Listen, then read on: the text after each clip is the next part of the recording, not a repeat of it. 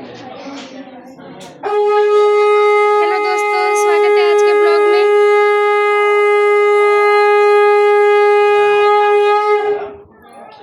मैंने लिया है घर, हो रहा है पूजा। मैं आप लोग को दिखाती हूँ।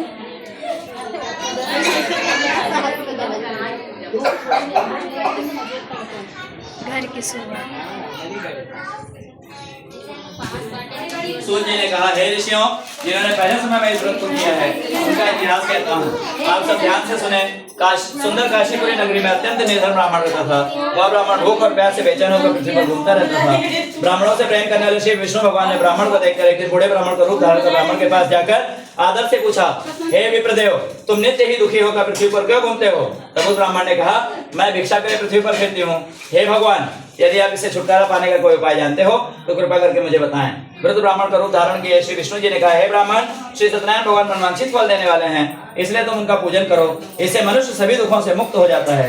ब्राह्मण को व्रत का सारा विधान बताकर बूढ़े ब्राह्मण का रूप धारण करने वाले श्री भगवान जी अंतर ध्यान हो गए।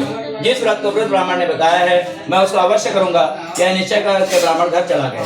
अगले दिन वह जल्दी उठा और श्री सत्यनारायण जी का व्रत करने का निश्चय कर भिक्षा मांगने के लिए चल दिया। उस दिन उसको भिक्षा में बहुत धन मिला, जिससे उसने पूजा का सामान खरीदा और घर आकर अपने बंधु बांधवों के साथ श्री सत्यनारायण भगवान का व्रत किया। इसके करने से वह ब्राह्मण सभी दुखों से छूटकर अनेक प्रकार के सुख संपत्तियों से युक्त हुआ।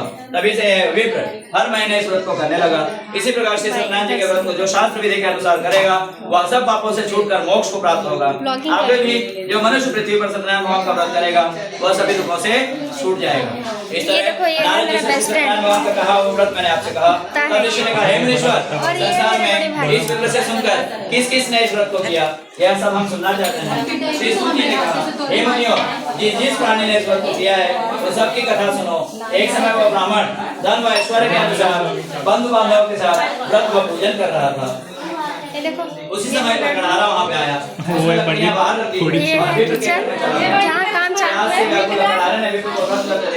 ये है उसने उसको मैंने लगाया काम पर। आप किसका पूजन कर रहे हैं?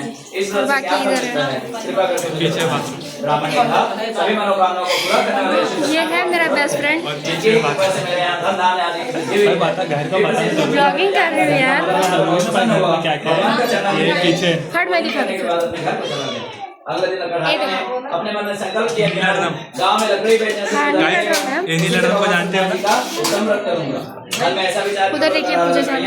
अपने सर पर रखकर जिस नगर में चलो फिर मिलते हैं नेक्स्ट ब्लॉग में। Bye bye. तो वहाँ गया, बाय कर। उस दिन उसे उसकी लकड़ियों के चौगुने दाम मिले। वह बूढ़ा प्रसन्न होकर शक्कर, घी, दूध, दही और गेहूं का चूर्ण इत्यादि